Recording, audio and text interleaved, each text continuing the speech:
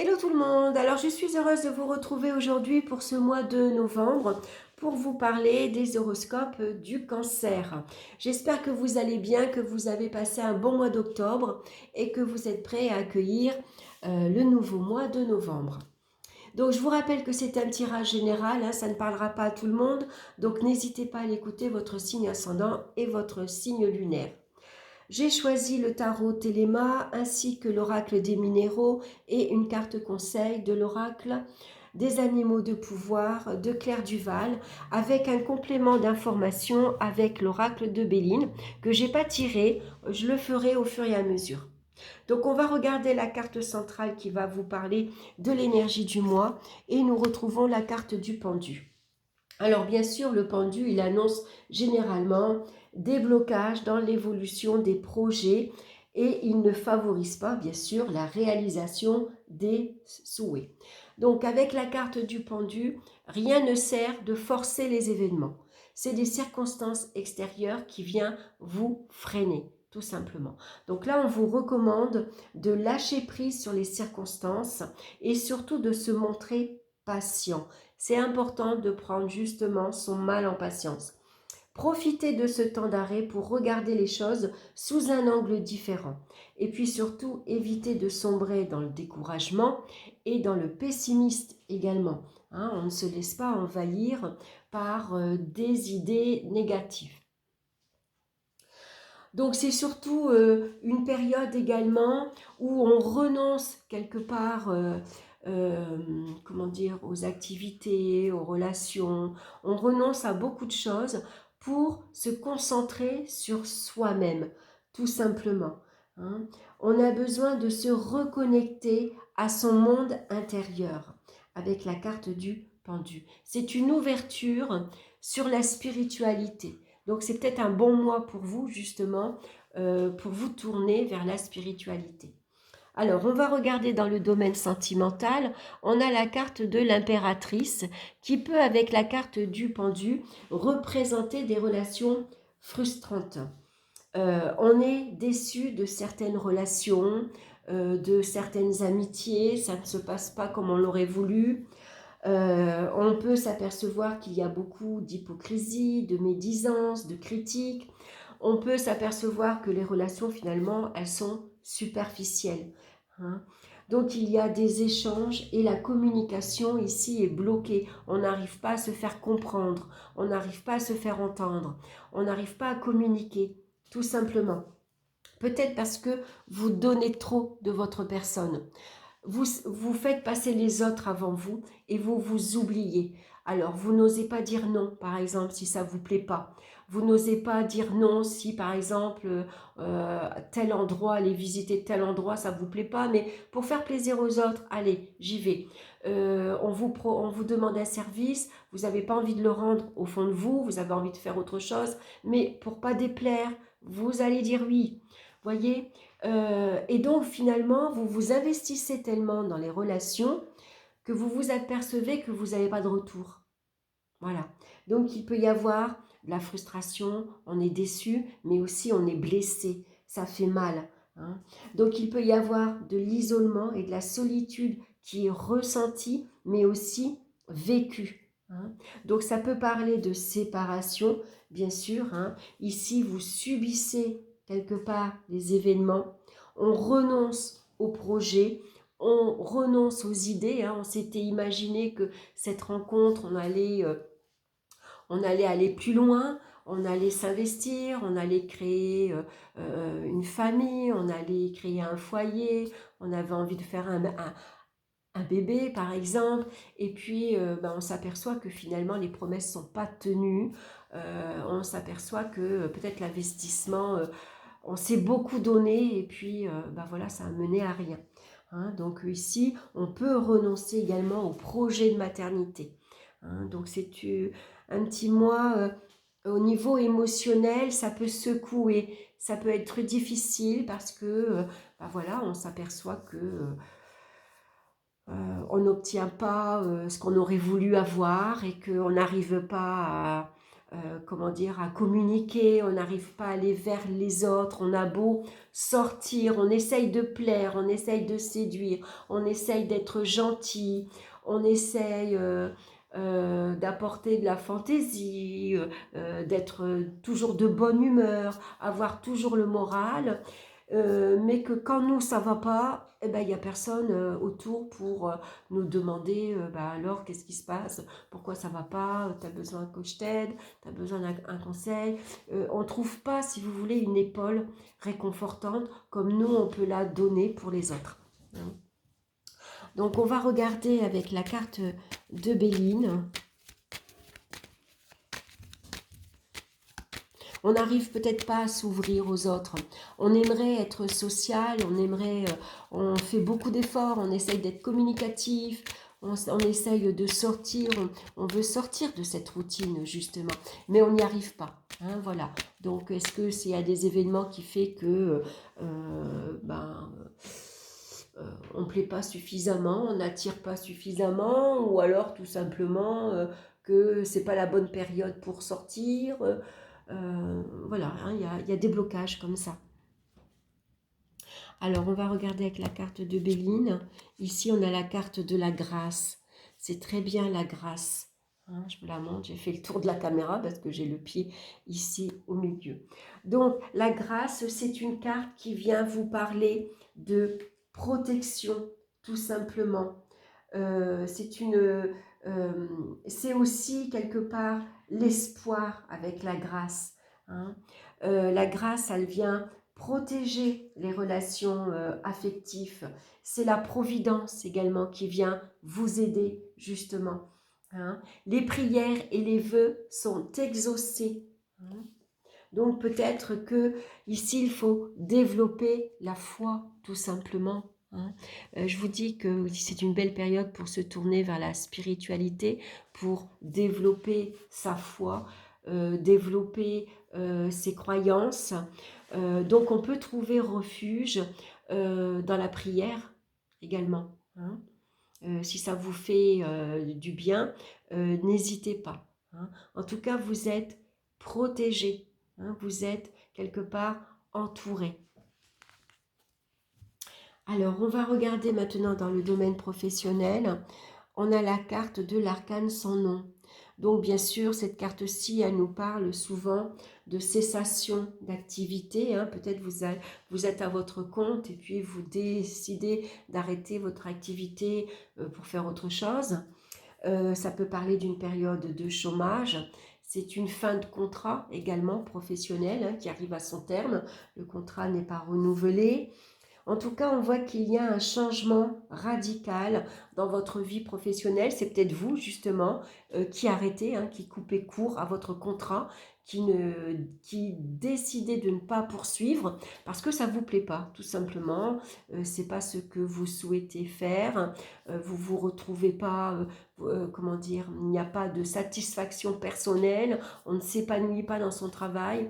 Donc, on préfère peut-être faire carrément autre chose, hein. Ça peut parler de changement d'orientation.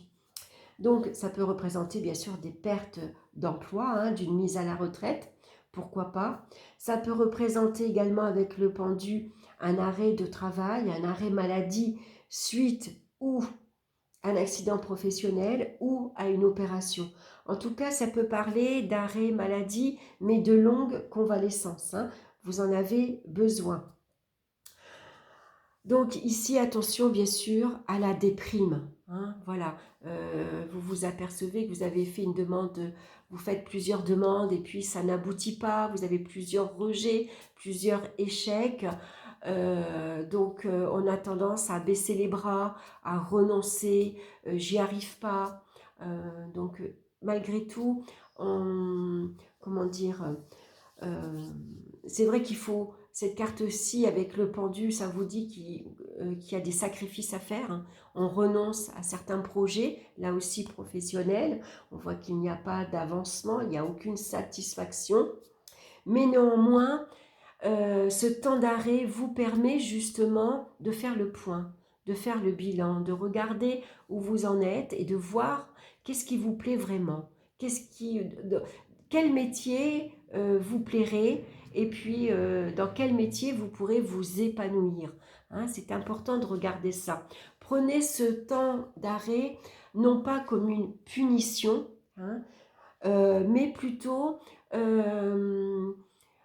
prenez-le comme au contraire un moment pour vous, comment dire,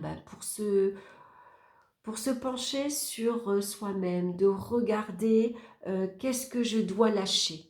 Voilà, peut-être que ce travail-là, finalement, il ne me convient pas, donc il serait peut-être temps maintenant pour moi que je le lâche, que j'arrête définitivement et que je me tourne vers autre chose, hein, que je prends une voie complètement différente. Hein. C'est une carte de renouvellement aussi, la carte de la mort. Donc peut-être que vous allez mettre un terme à un travail pour vous lancer dans quelque chose de complètement différent, de complètement nouveau. Hein. Donc peut-être que ce temps d'arrêt, justement, va vous permettre de voir ce que vous avez besoin. Est-ce que vous avez besoin de faire un stage, de reprendre des cours, de vous former. Voilà, ça peut être une belle période pour ça également. Hein. En tout cas, on ne se laisse pas abattre. Tout simplement, si pour l'instant ça ne fonctionne pas, vous ne prenez pas la tête, lâchez prise. Les événements font qu'il n'y a rien qui se débloque, c'est temporaire, ça ne va pas durer. Hein. Alors bien sûr, c'est plus facile à dire qu'à faire, je m'en doute, mais profitez de ce temps-là pour retourner la situation. Regardez, peut-être que vous n'avez pas pris la bonne direction, vous ne vous êtes pas adressé à la bonne personne, ou peut-être que votre lettre, elle n'était pas si bien faite. Vous voyez, vous pouvez revoir certaines choses. Hein. On peut retourner la situation à son avantage. Il suffit de voir les choses autrement. Donc, on va regarder maintenant avec la carte de Béline, l'oracle de Béline.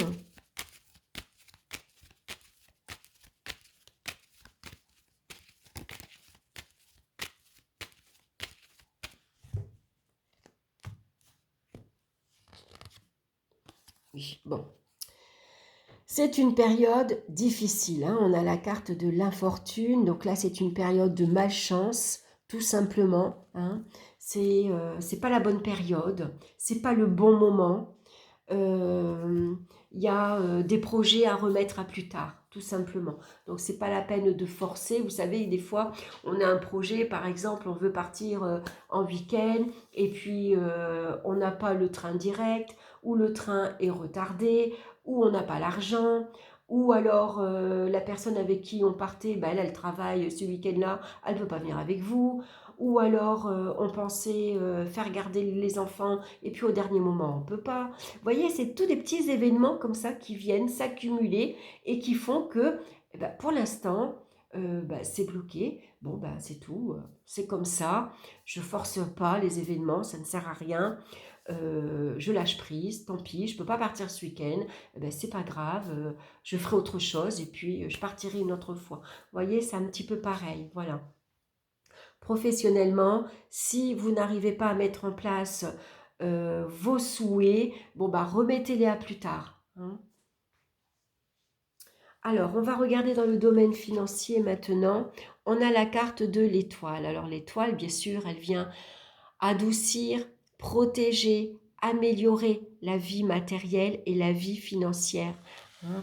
Sauf que malgré tout, on est accompagné de la carte du pendu. Donc il peut y avoir là aussi quelques difficultés matérielles et financières. Ça peut parler d'événements un peu pénibles qui arrivent. Ça peut parler de pertes financières, de restrictions. Il va falloir se serrer la ceinture. Il va falloir remettre à plus tard, là aussi, des projets qu'on avait. Alors, on ne tombe pas dans la déprime, hein, on n'est pas pessimiste du tout, on reste pas passif non plus. Avec la carte de l'étoile, malgré tout, on garde espoir. Tout va finir par s'arranger. On a ce côté de croire en sa bonne étoile, justement. Hein. C'est une mauvaise passe, une mauvaise période, mais ça va passer. C'est comme la carte de la grâce. Hein. Même s'il y a une période un peu difficile à passer, vous arriverez ici à exaucer vos vœux, hein, parce que vous avez la foi, parce que vous y croyez en votre projet, vous croyez en l'avenir, hein, vous avez foi en vous, vous avez foi en l'avenir. Votre bonne étoile ici va vous indiquer la bonne direction à prendre, ou elle vous apporte sa protection, elle vous donne un petit coup de pouce aussi, c'est la chance. Vous avez la foi, et vos prières sont entendues, vont être exaucées, hein, tout simplement.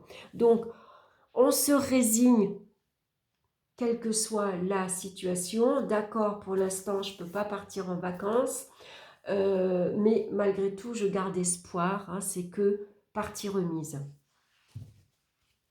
On va regarder maintenant avec la carte de Béline. Je ne la mélange pas devant vous parce que j'ai le pied qui me gêne.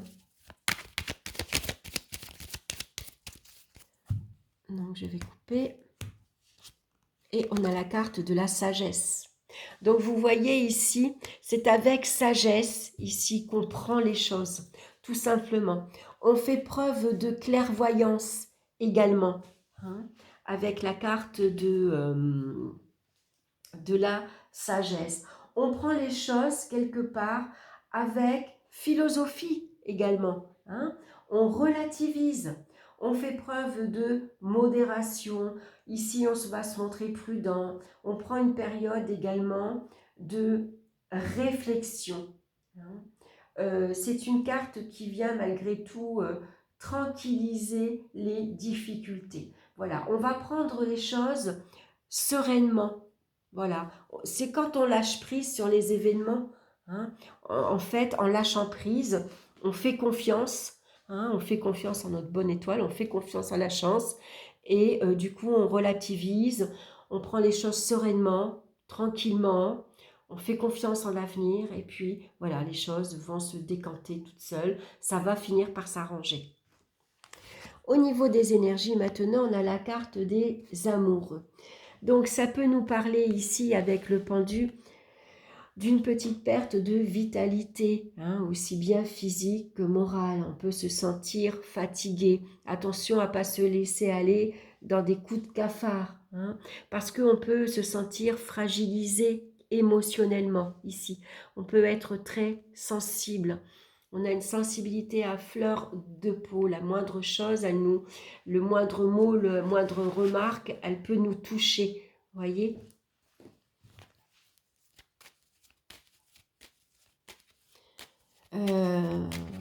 on peut douter de ses capacités, on a des incertitudes, on a un manque de confiance en soi, on a besoin d'amour, tout simplement, besoin de se sentir aimé.